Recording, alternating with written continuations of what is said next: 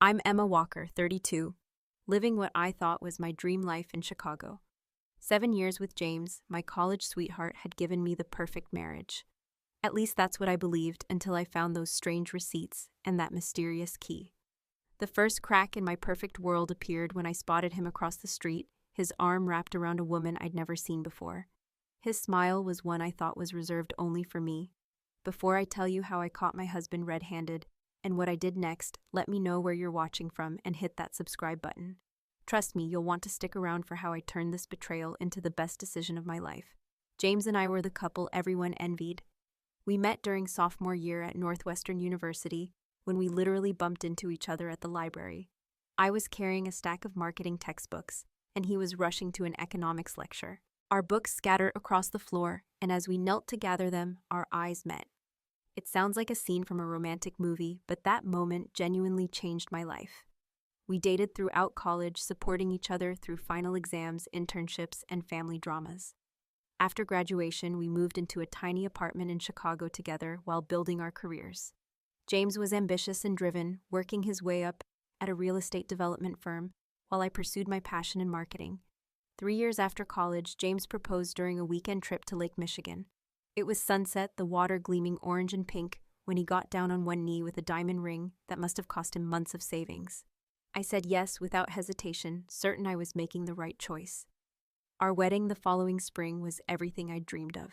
150 guests gathered at a waterfront venue, and I'll never forget walking down the aisle toward James, his eyes filling with tears as I approached.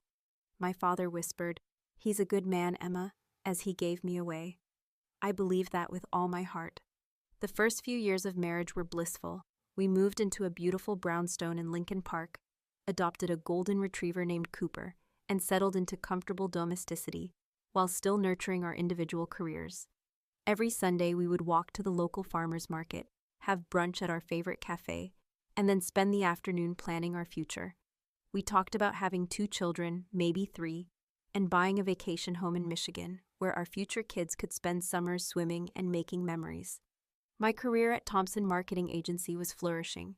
I'd been promoted to senior account manager and was handling some of our biggest clients. James was equally successful, becoming the youngest project manager at Horizon Developments. We were the power couple among our friends, hosting dinner parties where everyone commented on how perfect we seemed together. Looking back, I realized the first signs of trouble appeared about 2 years ago, but I ignored them. James's schedule became increasingly unpredictable. Late nights at the office grew more frequent. Weekend work emergencies became common. I told myself this was normal for someone on a career fast track. The emotional distance grew so gradually I barely noticed at first. Our conversations became briefer, focused on logistics rather than connection. Physical intimacy dwindled from several times a week to maybe once a month, always initiated by me. When I tried to discuss it, James blamed work stress and promised things would improve once he secured his next promotion. 8 months before everything fell apart, I organized a surprise weekend getaway to celebrate our anniversary. I booked a luxury cabin in Wisconsin, packed his favorite foods, and even bought expensive lingerie. James seemed distracted the entire time, checking his phone constantly and taking calls outside where I couldn't hear.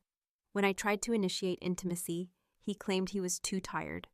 I cried in the bathroom that night, wondering what had happened to us.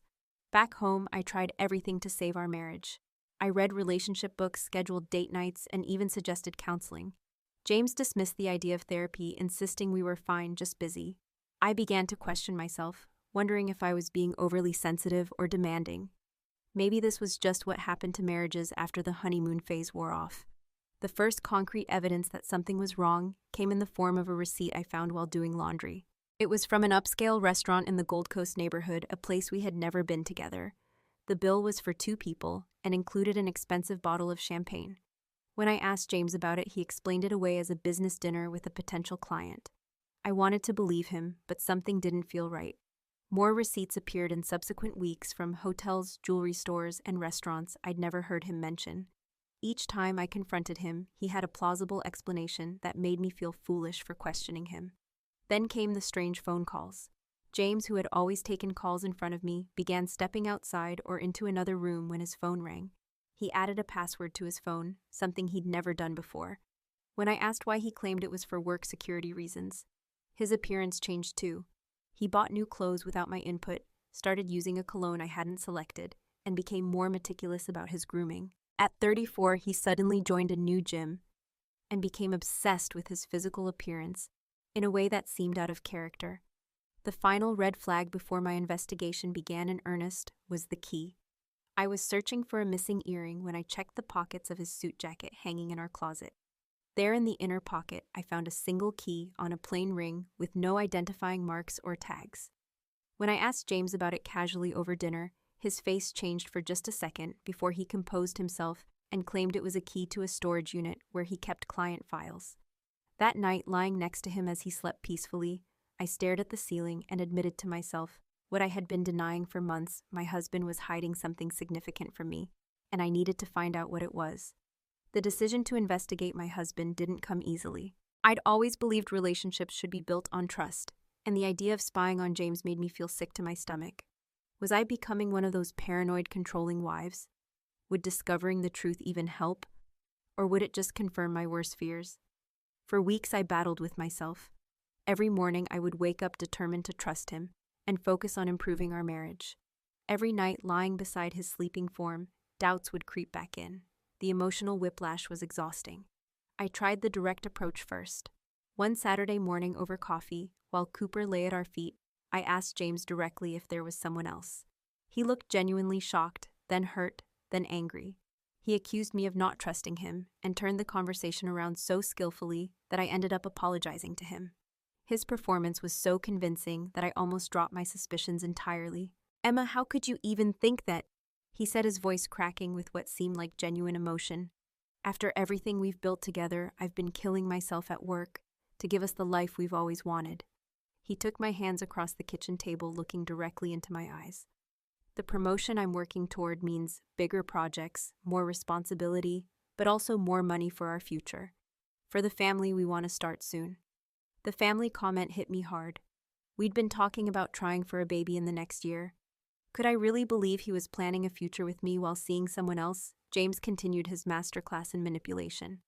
"I know I've been distant and I'm sorry. Work has been insane, but it's all for us, for our future."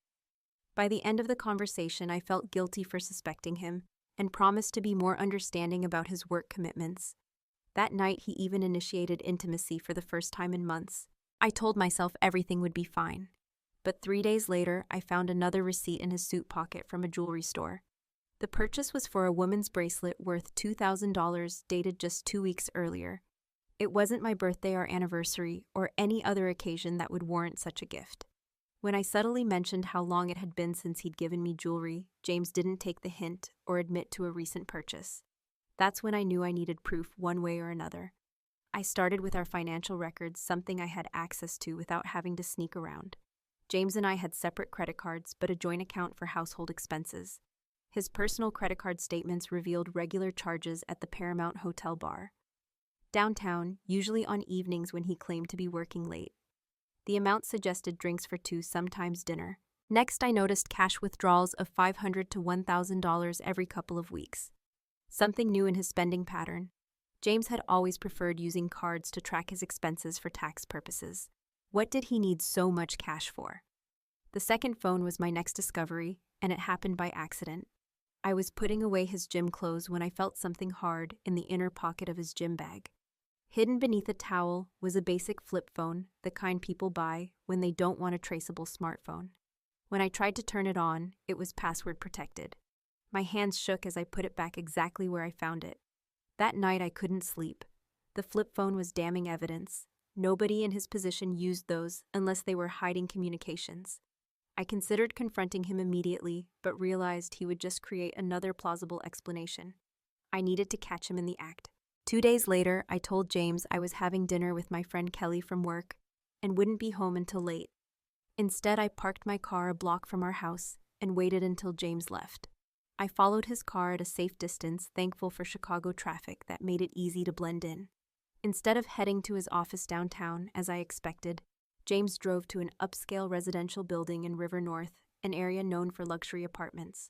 I watched from across the street as he parked in the resident section of the garage, used a key card to enter, and disappeared inside. I sat in my car for 3 hours, stomach churning with anxiety. Was he visiting a client? A friend? Deep down, I knew better. At 11:30, James emerged and drove home, arriving 15 minutes before I did. When I walked in, he was in his pajamas, acting as though he'd been home all evening. "How was dinner with Kelly?" he asked casually. I lied convincingly. "Great. She's thinking of leaving her husband." "Really?" "They always seem so happy," James replied, eyes on his phone. "Sometimes appearances are deceiving," I said, watching his face for a reaction. There was none. That night I made a decision. The mysterious key I'd found must be for that apartment building. I needed to see what or who James was hiding there. The key had been burning a hole in my mind since I'd discovered it. After confirming James was visiting an apartment building regularly, I needed to know if that single key was connected. My opportunity came the following morning when James took an unusually long shower, probably to wash away evidence of his activities the night before. I snuck into our bedroom, found the suit jacket where he kept the key, and took it to a hardware store on my lunch break. The elderly man at the counter didn't ask questions when I requested a copy, just smiled and had it done in 5 minutes. I returned the original to James's pocket that evening before he noticed it missing. My next step was researching the building I'd seen him enter. The Westbrook Residences was one of the newest luxury developments in River North, featuring 1- and 2-bedroom apartments starting at $4,000 monthly. The amenities included a doorman rooftop pool fitness center and concierge service. It was exactly the type of property James's company developed, which gave him the perfect cover for visiting. I spent a week planning my approach. I couldn't risk running into James there, so I studied his schedule carefully. He had a monthly executive meeting that reliably kept him in the office until at least 8 in the evening. I decided that would be my window. When the day arrived, I called in sick to work, something I rarely did. I couldn't concentrate anyway, my mind consumed with what I might discover. I spent the morning in a daze, alternatively hoping I was wrong and steeling myself for confirmation of my worst fears. I dressed carefully in business attire, wanting to blend in with the professional residents of the building. I applied my makeup with extra attention, not out of vanity, but as armor against what I might face. My wedding ring felt heavy on my finger, and for a moment I considered removing it before deciding against it. The drive to River North was the longest 20 minutes of my life. I rehearsed what I would do if I encountered James unexpectedly, or worse, found him with someone. Part of me still clung to the hope that there was an innocent explanation, that perhaps he was preparing a surprise property investment or setting up a pied-à-terre for when he worked late. The Westbrook Residences was even more impressive up close, with its gleaming glass facade and marble lobby. I waited across the street, watching residents come and go through the main entrance. The security setup included a doorman and a keycard entry system. I needed to time my entrance perfectly. My opportunity came when a delivery person arrived with several packages. The doorman was occupied helping them, and a woman exiting held the door open for an entering resident. I slipped in behind them, heart pounding so loudly I was certain everyone could hear it. I headed straight for the elevators, trying to appear as though I belonged. Inside, I studied the floor buttons, realizing I had no idea which floor to choose. I took a gamble on the 8th floor based on nothing more than intuition. The elevator doors opened onto a tastefully decorated hallway with plush carpeting that muffled my footsteps. Apartments 801 through 812 were arranged in a U-shape around the elevator bank. I walked slowly, looking for any sign that might connect to James. When I reached apartment 803, I stopped. Unlike the other doors with welcome mats or seasonal decorations, this one was completely unadorned. It looked unlived in, or at least like someone didn't want to advertise their presence. With trembling hands, I took out the copied key and inserted it into the lock. It turned smoothly. I pushed the door open slowly, half expecting an alarm to sound. The apartment was silent and dim, with only natural light filtering through partially closed blinds.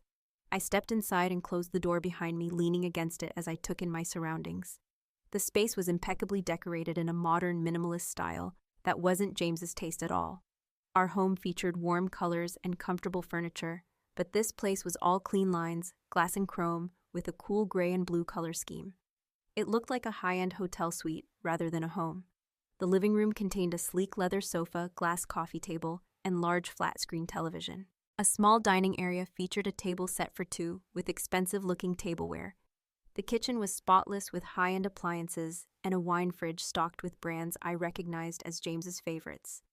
Moving further into the apartment felt like an out-of-body experience. I opened the refrigerator to find it fully stocked with fresh food and champagne. This wasn't a place he visited occasionally. Someone lived here. The bathroom confirmed my suspicions.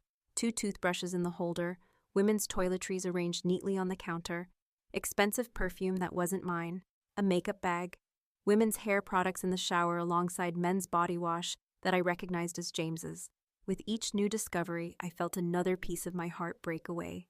My legs grew weaker, but I forced myself to continue to the bedroom, needing to see everything before confronting James.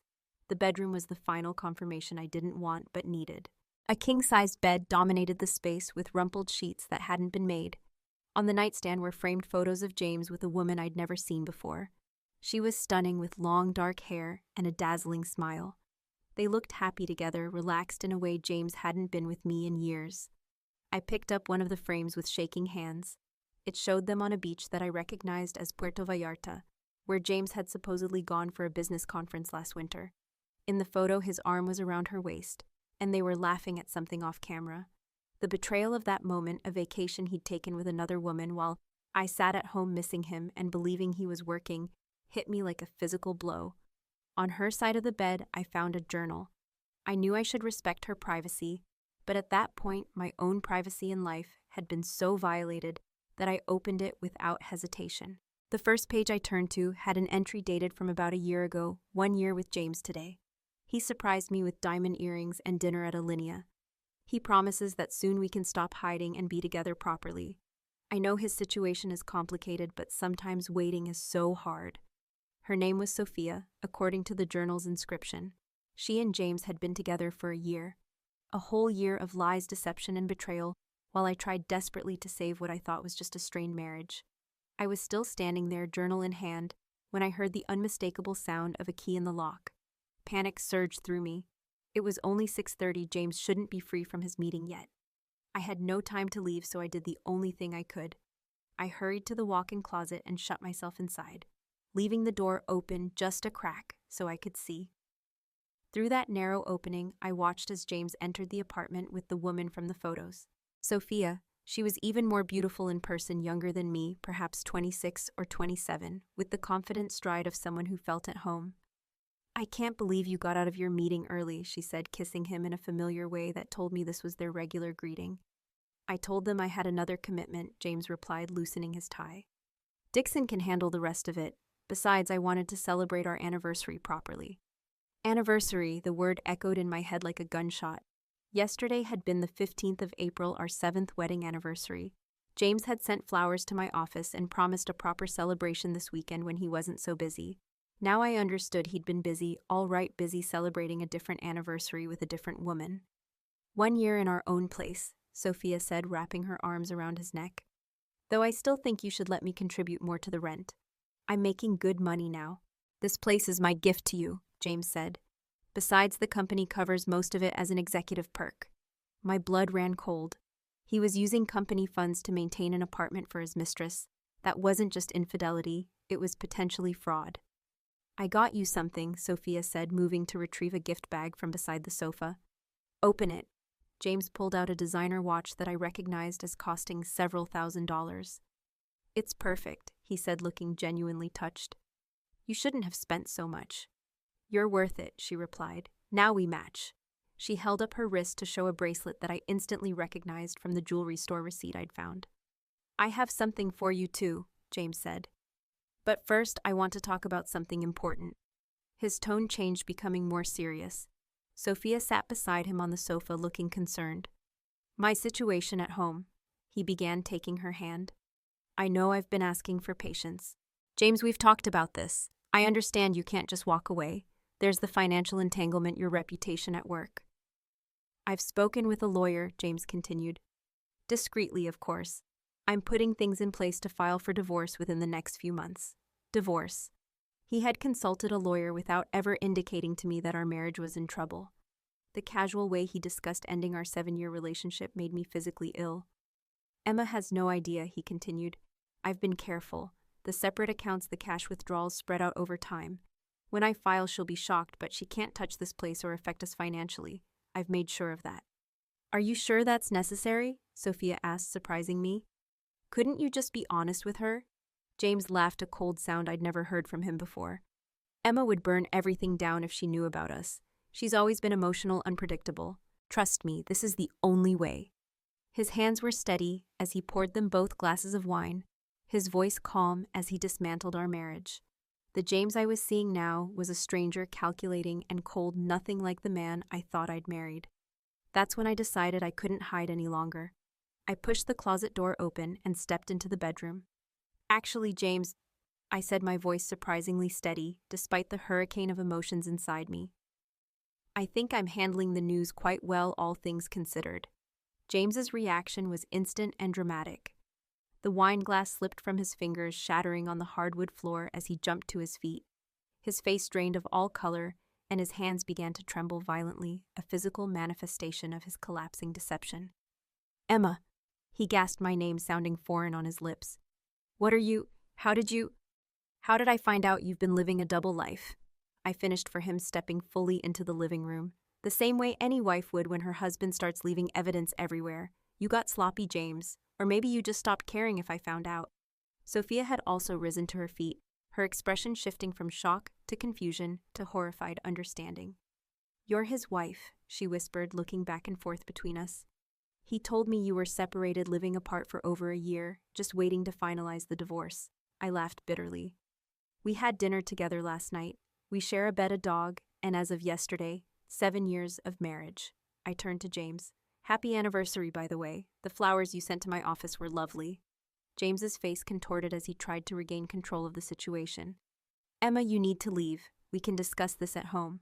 Home, I repeated, voice rising. Which home, James? The one you share with me, or this little love nest you've set up with company money? That's fraud, by the way. I wonder if the partners at Horizon know how you're spending their funds. His face went from pale to ashen. You're overreacting. This isn't what it looks like. Really? Because it looks like you've been leading a double life for a year, lying to both of us and planning to blindside me with divorce papers after hiding assets. Did I miss anything? Sophia had backed away from James, her initial shock hardening into anger. You told me she knew about us, she said, her voice trembling. You said she had moved on, was dating other people. He told me he was working late nights to secure our future, I countered. Seems like James has quite the imagination.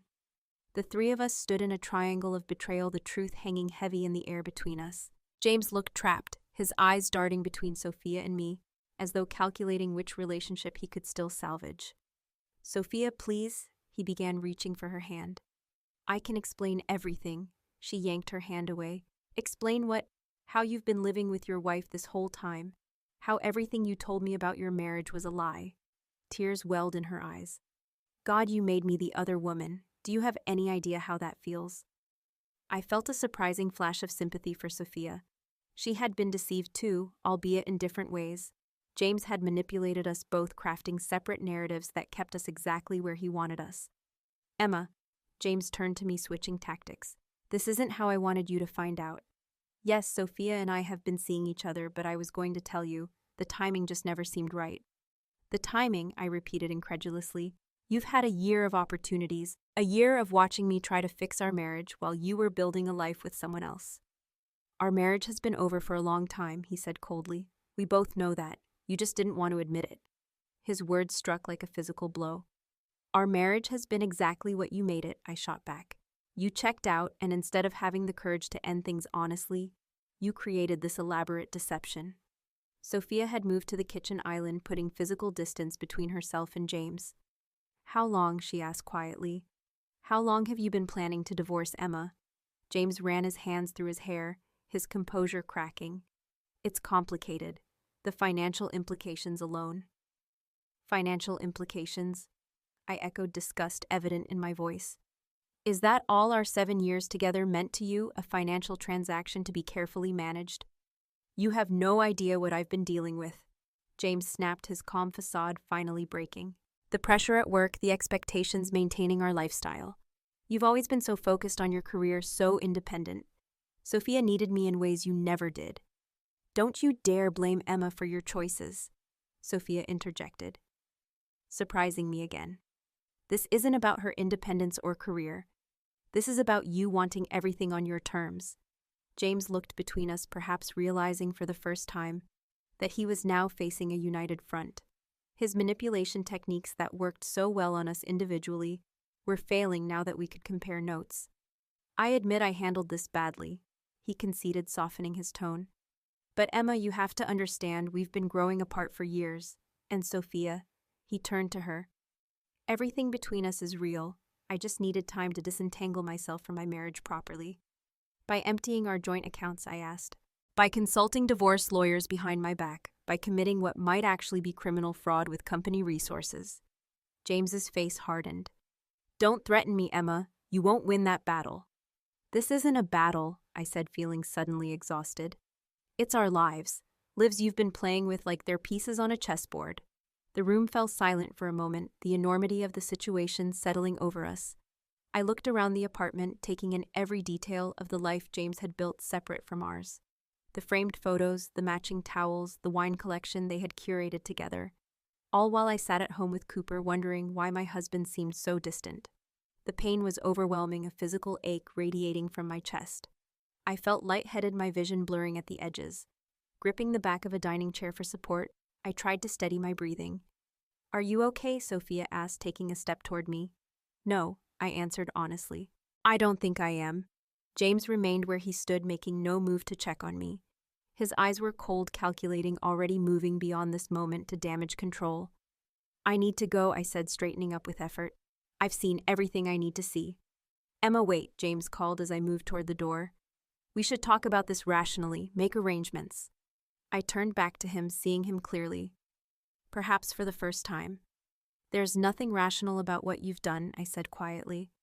"And the only arrangement I'm interested in is how quickly I can get you out of my life." With that, I walked out, closing the door behind me with a soft click that somehow felt more final than a slam would have. In the hallway, the tears I'd been holding back began to flow freely. My legs carried me to the elevator, through the lobby, and out onto the street, where the evening air hit my face like a wake-up call. The life I thought I had was gone. The future I had planned had evaporated. As I sat in my car, unable to start the engine through my tears, I felt utterly alone and completely lost. But somewhere beneath the crushing pain was a tiny spark, something that felt surprisingly like relief. The uncertainty was over. Now I knew exactly what I was dealing with. The first week after discovering James's betrayal passed in a blur of tears and sleepless nights. I couldn't bear to return to our home, the place where we'd built what I thought was a life together. Instead, I called my best friend Kelly, sobbing so hard she could barely understand me. Without hesitation, she told me to come to her apartment immediately. Kelly's spare bedroom became my sanctuary. She took one look at my shattered expression when I arrived and simply wrapped me in a hug that lasted several minutes.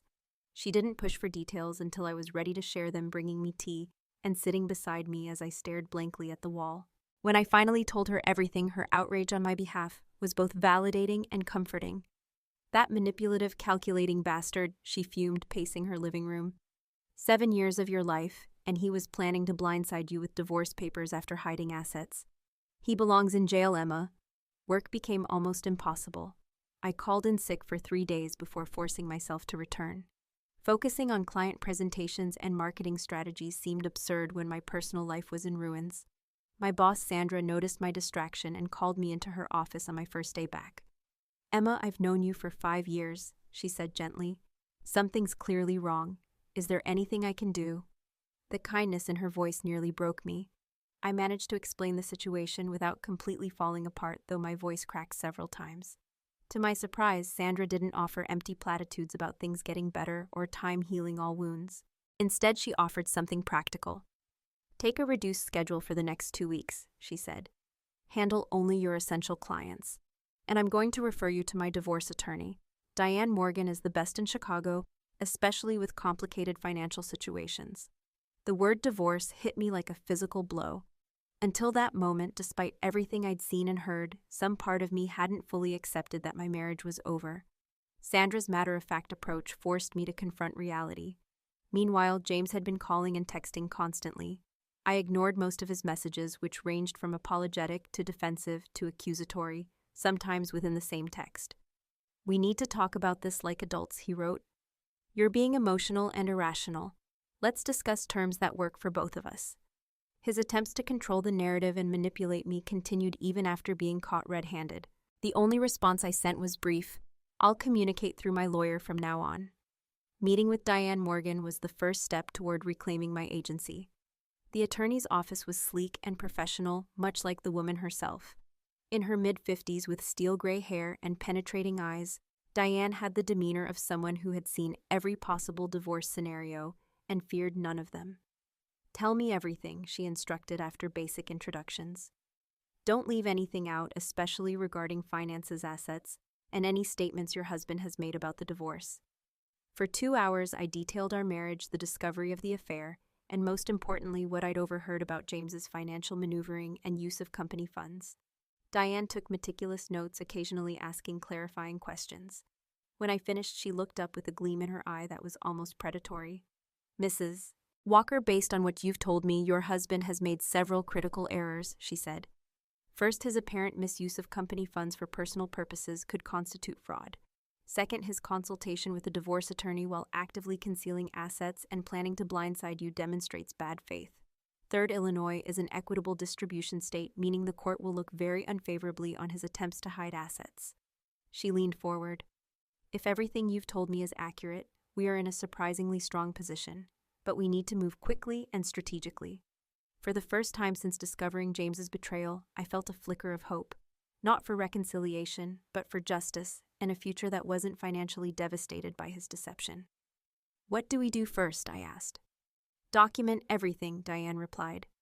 "Bank statements, credit card records, property information. We need a complete financial picture before he can hide anything else. Then we file first, which gives us certain advantages in court." She outlined a comprehensive strategy that included financial forensics, potential deposition of Sophia regarding the apartment, and James's statements about company funding and leveraging the information to negotiate a favorable settlement. "One more thing," she added as our meeting concluded. "Make copies of any evidence of the affair and financial misconduct, but don't confront him further. The element of surprise will work in our favor." I left Diane's office with my first action plan and a renewed sense of purpose. The path ahead would be difficult, but I wasn't powerless. Over the next 2 weeks, I gathered every financial document I could access. I photographed the contents of James's home office when he was out. I compiled a detailed timeline of his absences, cross-referenced with credit card charges and withdrawals. Each piece of evidence was carefully organized and copied with originals stored in a safe deposit box Diane had advised me to open at a bank James didn't use. During this time, I also consulted with a financial advisor recommended by Diane. Patrick Donovan specialized in post-divorce financial planning and helped me understand our true financial situation, which was both better and worse than I had imagined. "Your husband has been moving money around," Patrick confirmed after reviewing our records. "But he's left a clear trail. More importantly, he doesn't seem to realize that his attempts to shield assets will actually work against him in court." While gathering evidence, I went through the motions of normal life as much as possible. I returned home after a week at Kelly's, though sleeping in the bed I'd shared with James was almost unbearable. Cooper provided silent comfort, seeming to sense my distress and staying close to my side. James had temporarily moved into a hotel, claiming he was giving me space. In reality, based on his credit card statements, he was splitting time between the hotel and Sophia's apartment, perhaps trying to salvage that relationship as well. The most difficult aspect of this period was the emotional toll. Physical symptoms manifested almost immediately: insomnia that left me staring at the ceiling until dawn, a constant knot in my stomach that made eating difficult, stress headaches that medication barely touched. I lost 8 pounds in 2 weeks, my clothes hanging loosely on my frame. My support system proved invaluable. Kelly checked on me daily, sometimes just sitting with me when words failed. My parents, though living in Seattle, called every evening, my father offering to fly out and have a conversation with James that I politely declined. My younger sister, Lisa, even took emergency leave from her job in Boston to spend a long weekend with me, bringing comfort foods and bad movies as distractions. One unexpected source of support came from my colleague Marcus, who had gone through a painful divorce 2 years earlier. "The worst part is the self-doubt," he told me over coffee. "You question everything about your relationship, your judgment, your worth. Don't. This is about his failures, not yours." Those words became a mantra during my darkest moments, when I caught myself wondering what I could have done differently, or if I had somehow driven James away. By the end of the third week, with Diane's guidance, I had assembled a comprehensive case documenting James's infidelity, financial deception, and potential misuse of company funds. The evidence was damning, and my legal position was stronger than I could have hoped. The time had come to take back control of my narrative and my future. With Diane's strategy in place and my support system behind me, I was ready to move from victim to advocate for my own interests. James had orchestrated his betrayal meticulously, but his performance was about to reach its final act, and I was preparing a conclusion he never saw coming. With my evidence gathered and legal strategy in place, I began implementing the calculated moves Diane had outlined. The first step was returning home permanently and establishing a new normal that put me in a position of strength. I rearranged our bedroom, removing James's items from the closet and placing them in the guest room. I changed the sheets, bought new pillows, and positioned Cooper's bed at the foot of mine. These small acts of reclaiming space helped me sleep better, gradually rebuilding my sense of security. When James called asking to collect more of his belongings, I agreed with a calmness that seemed to unsettle him. "You seem different," he commented, watching me carefully as he packed clothes into a suitcase. "I am different," I replied simply. My composed demeanor clearly wasn't what he expected. He had anticipated tears, recriminations, perhaps even pleas to reconsider. My quiet strength threw him off balance, making him second-guess his assumptions about how this would play out. While presenting a collected front to James, I was methodically executing the next phase of my plan. Following Diane's advice, I scheduled a confidential meeting with Thomas Everett, one of the senior partners at James's firm, and someone I had met several times at company functions.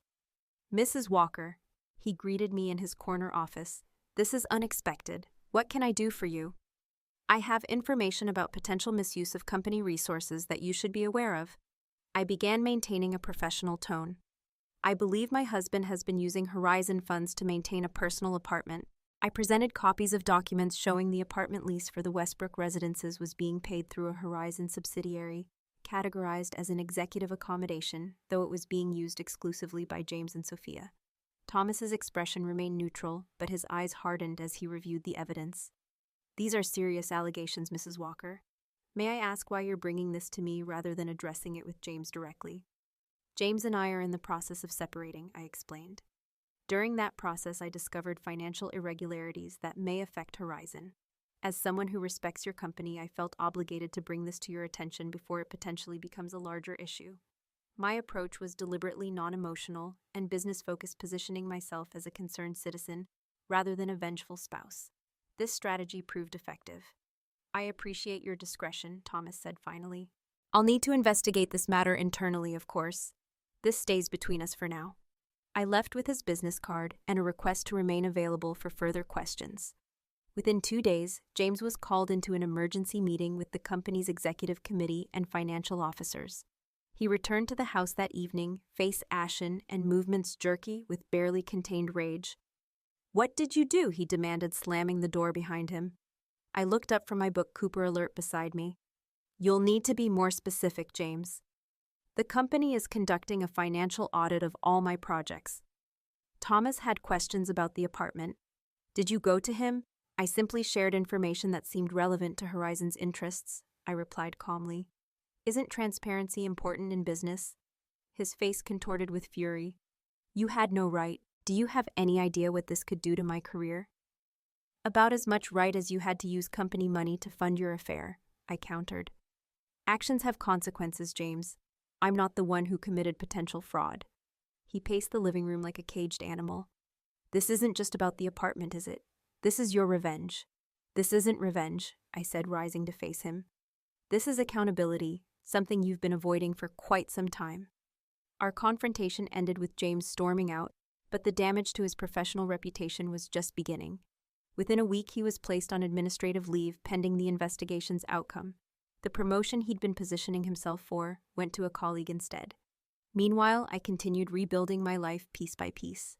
I threw myself into work, earning praise from Sandra for a particularly successful campaign, despite my personal circumstances. I resumed regular dinners with friends, allowing myself to laugh again. I started running in the mornings with Cooper, the physical exertion helping to clear my mind and strengthen my body.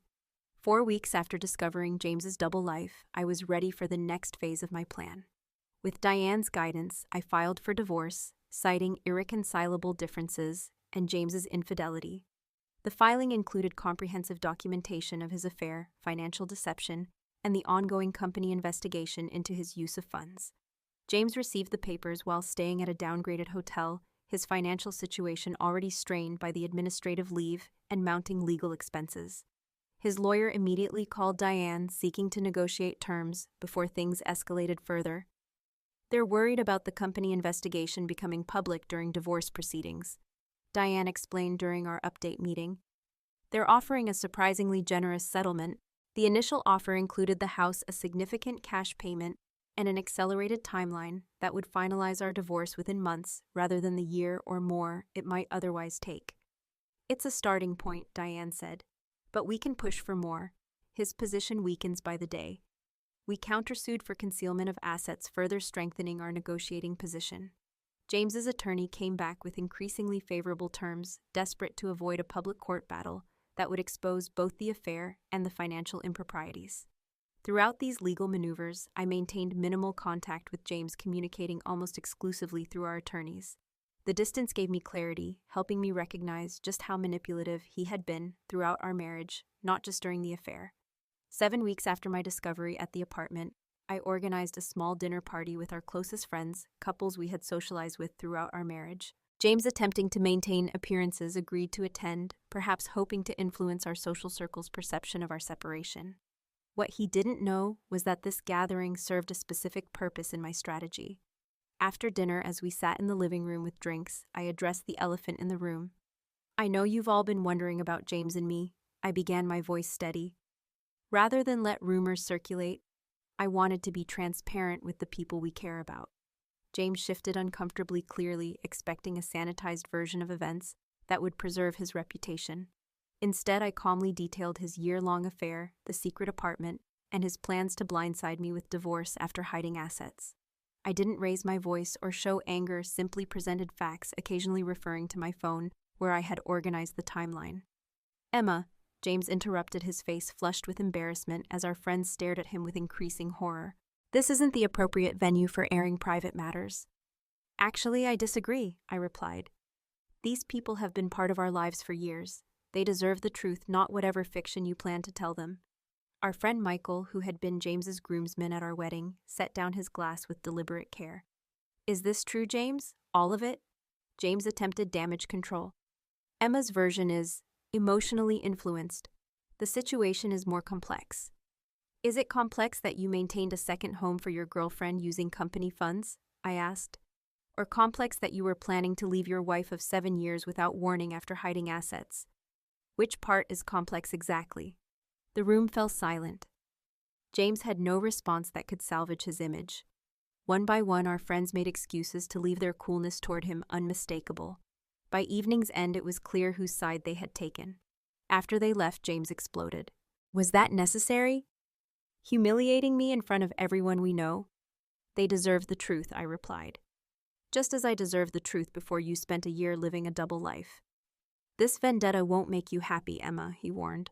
Revenge isn't the answer. This isn't revenge, I corrected him. This is me refusing to participate in your preferred narrative. You don't get to control the story anymore. As he left that night, I felt another piece of power return to me. The social exposure was another calculated move in the chess game James had unwittingly started, and I was several moves ahead. The professional and social consequences mounted for James in the following weeks. Horizon's investigation concluded with his termination, though criminal charges were avoided through a confidential settlement that required substantial repayment. Several of his business associates distanced themselves, unwilling to risk their reputations by association. Through it all, I continued building my new life. I opened separate bank accounts, updated my will and beneficiary designations, and began exploring career opportunities that had previously seemed impossible due to James's needs always taking priority. 3 months after discovering the apartment, we reached a final divorce settlement that exceeded even Diane's optimistic projections. I retained the house, received substantial financial compensation, and secured my future in ways James had never anticipated when he began his careful exit strategy. The day we signed the final papers, James looked diminished, the consequences of his choices evident in the new lines on his face and the defeated slump of his shoulders. It didn't have to be this way, he said quietly, as we left the attorney's office. If you had just been willing to negotiate reasonably from the beginning. I stopped and faced him one last time. As my legal husband. You're right, James. It didn't have to be this way. You could have been honest. You could have ended our marriage with integrity rather than deception. Every step of this process was determined by choices you made long before I found that apartment. He had no response to that truth. We parted without further words, the conclusion of 7 years together, marked only by the sound of his footsteps walking away. The day after finalizing my divorce from James, I sat on the floor of what had been our shared home, now legally mine alone, surrounded by photo albums and mementos from our 7 years together. Cooper lay beside me, his head on my lap, as I sorted through the physical evidence of our life together, deciding what to keep, what to discard, and what to store away. Our wedding album brought unexpected tears. Despite everything that came after that day, had been genuine, at least for me. I had loved James completely, had committed myself fully to our partnership. That the man smiling in those photos would betray me so thoroughly still had the power to take my breath away. The months after the divorce were a roller coaster of emotions. Some mornings I woke feeling liberated, energized by the possibilities ahead. Other days, grief would ambush me in unexpected moments when shopping for groceries and realizing I was only buying for one, or passing James's favorite restaurant where we'd celebrated anniversaries. My therapist, Dr. Rachel Lynn, helped me navigate this emotional landscape with compassion and insight. What you're experiencing is a form of complicated grief, she explained during one particularly difficult session.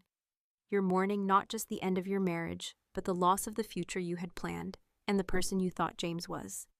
Through weekly sessions, I began to process the layers of betrayal and its impact on my sense of self. I keep questioning my judgment, I admitted during one session. How did I miss the signs for so long? What does it say about me that I couldn't recognize my own husband's deception? James was deliberately hiding his actions from you, Dr. Lynn reminded me gently. His behavior reflects his character, not your perceptiveness. The question isn't why you didn't see it sooner, but how you're choosing to move forward now. That perspective became crucial to my healing. Rather than dwelling on the past and my perceived failures, I focused on rebuilding my identity and creating a new vision for my future.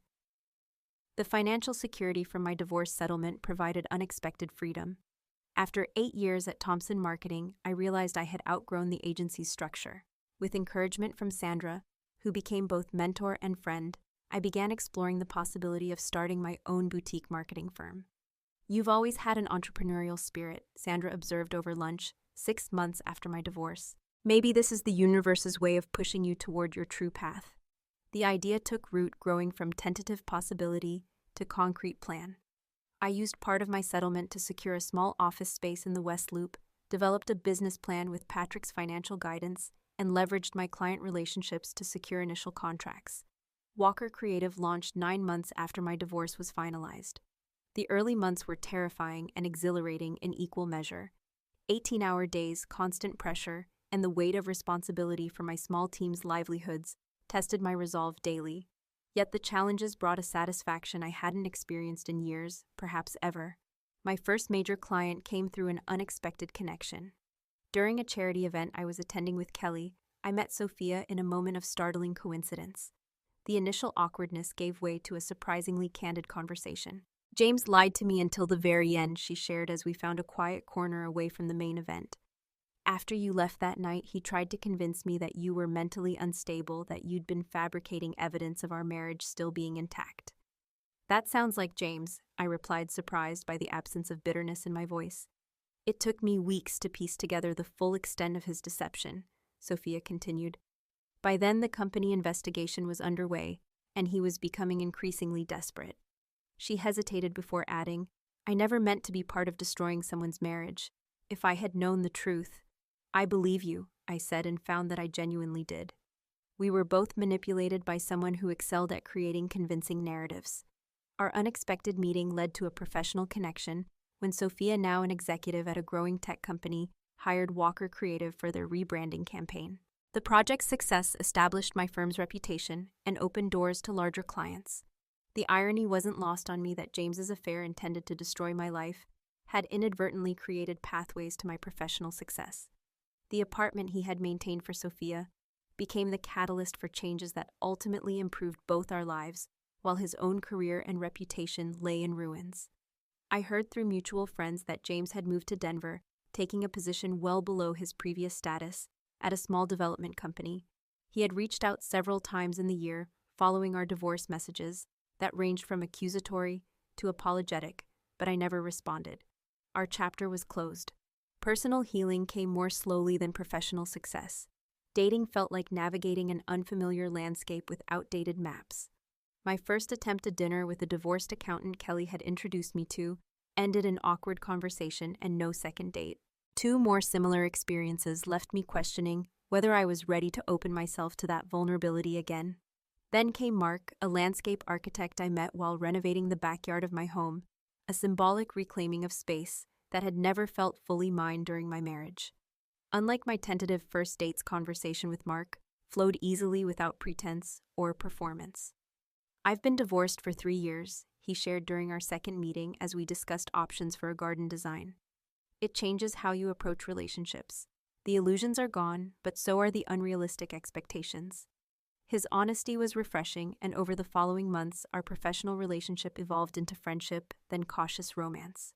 Mark's patience as I navigated my lingering trust issues became one of the qualities I most valued in him. He never pushed for more than I could give, content to let our connection develop at its own pace.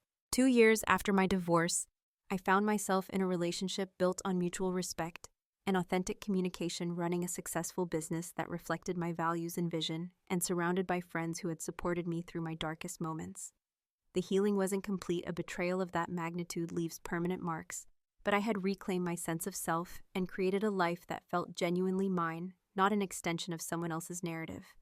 On the 3rd anniversary of discovering James's apartment, I sat on my newly landscaped patio, Cooper graying but still loyal at my feet, and reflected on the journey.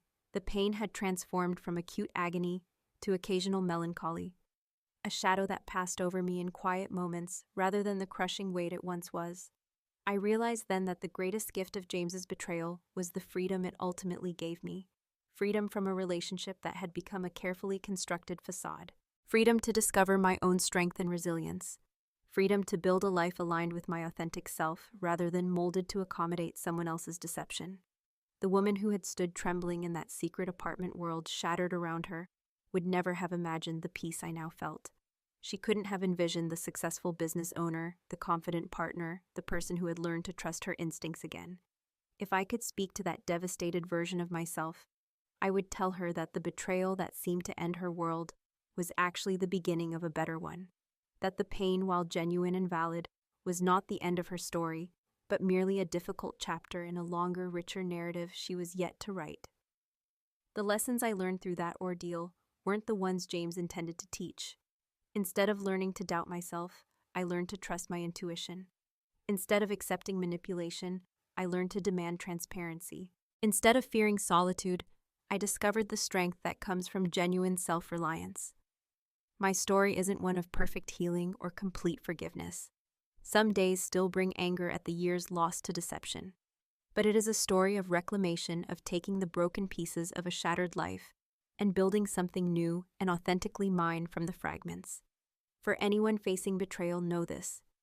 The person who betrays you does not get to define your worth or determine your future. The end of one chapter, however. Painful creates space for new beginnings you might never have discovered otherwise.